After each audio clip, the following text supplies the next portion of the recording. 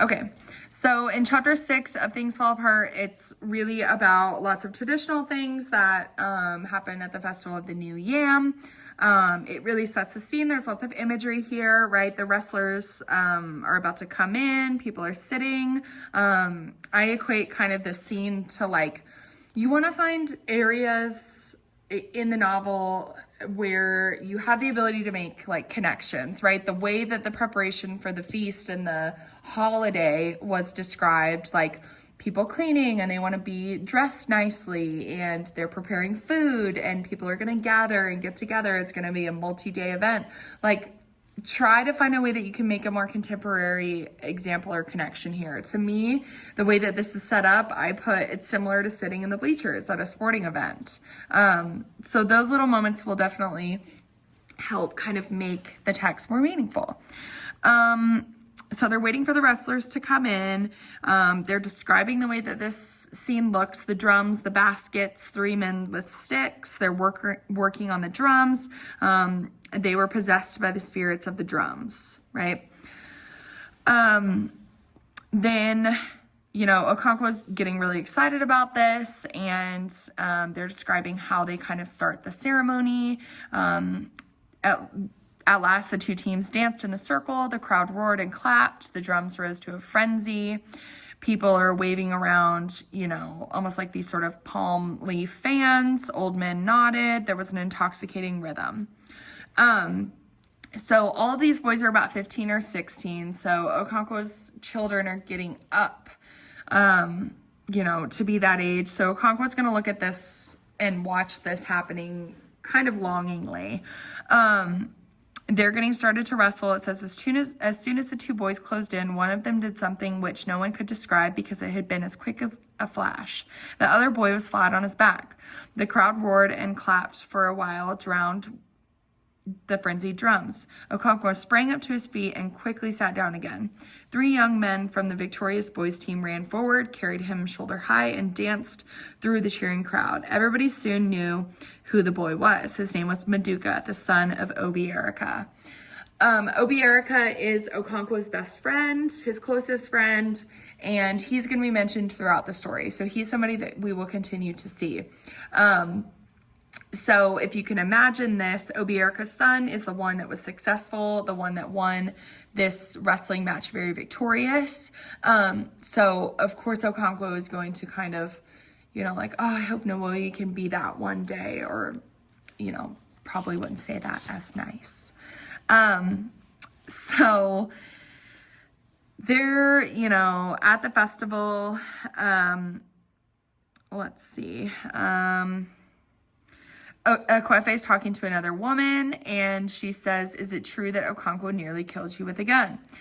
It is true indeed, my dear friend. I cannot yet find a mouth with which to tell the story. And the woman says, your chi is very much awake. And how is my daughter, Azenma? And this is interesting because this is the friend that Ekwefe's actual mom is talking to. So news travels fast in Igbo culture, the same as it does, in any culture, right? There's a game of telephone. And we find out that the woman that Ekwefe is talking to is a woman named Chilo. And Chilo is going to be very important. She's the priestess of Egbala. So she is the vessel that communicates directly with the oracle. So she holds a very high and prestigious position in the clan. And she's the one that calls Azenma her daughter. Okay. It says the woman whom she talked was Chilo. She was the priestess of Egbala, the oracle of the hills and the caves. In ordinary life, Chilo was a widow with 2 children. She was very friendly with Ekwefe, and they shared a common shed in the market.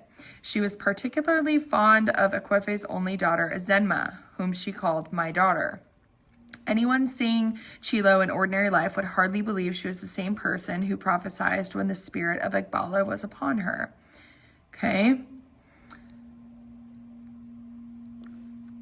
So we have characterization for her. And if she holds this very high spiritual position in, their clan and their village, and she's calling Azenma my daughter, start putting the pieces together that Zenma might have some sort of spiritual connection herself. Okay.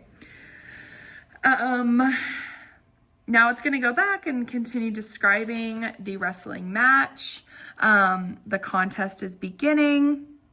And I mean, it's describing the aggressiveness and like the true physical prowess that's required in order to win a wrestling match, right? It's not like, just easy, like you're rolling around.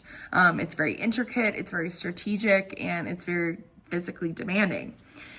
And then you have this little like song. They're singing the praise of the boy who wins the match. And they say, "Who will wrestle for our village? Okafor will wrestle for our village. Has he thrown 100 men? Has he thrown 400 men? Has he thrown 100 cats? He has thrown 400 cats. Then send him word to fight for us." So to me, when I'm reading this, that kind of makes me think, like, how is Okonkwo going to feel about this boy and him winning a very, prestigious wrestling match? It's talking about the cat, and we've really only seen that equated with Okonkwo. So my questions, like, as I'm reading this, Coach Cobb the reader, like, why include such detail in this paragraph here? Will Okonkwo have feelings in the next chapter about this? Kind of how is he going to react to this? How will we be able to characterize him further when we see in the next chapter his reaction to this wrestling match and what we've just witnessed? So that is chapter 6.